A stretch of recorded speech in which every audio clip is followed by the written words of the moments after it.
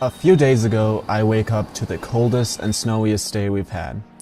I go outside to warm up the car and my first thought is, this sucks. But after a few seconds, another thought enters my head. How cool is it that you're going to warm up the car so that when your girlfriend comes down, she won't be cold? You couldn't do that if it wasn't freezing. And I thought, wow, this is an opportunity for me to really live the ideas I've been reading about in positive psychology lately. So I get into the car and turn the key, but now it won't start. I'm freezing and the battery is dead. And again, my instinct kicks in and I want to say, this is the worst morning I've ever had. And then another thought comes to my mind.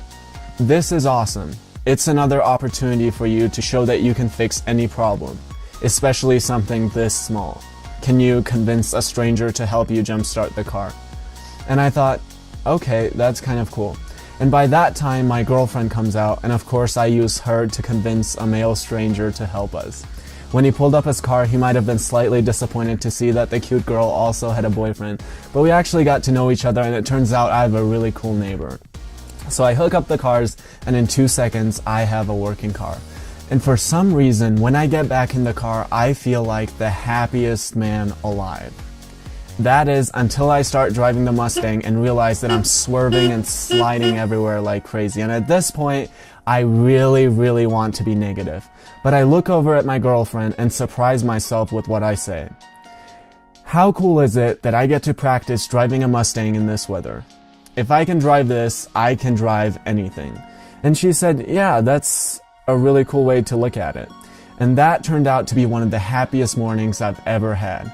And even though I mess up with this constantly, even with stupid little things like spilling something on my shirt, I had done it right that morning. I had turned the worst possible morning into one of the happiest mornings of my life. Every great thinker will tell you that there's only one way, literally only one way to attain happiness and positivity. And here it is in the words of Eckhart Tolle from A New Earth. The primary cause of unhappiness is never the situation, but your thoughts about it.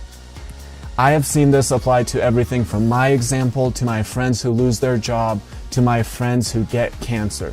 Viktor Frankl's masterpiece, Man's Search for Meaning, has similar ideas of how some people are capable of doing this even in concentration camps.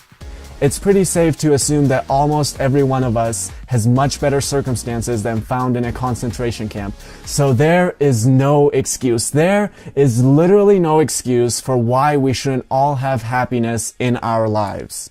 No matter how much we optimize our lives, we will never have control over the stimulus. However, the one thing no one can ever take away from us is our ability to choose our response.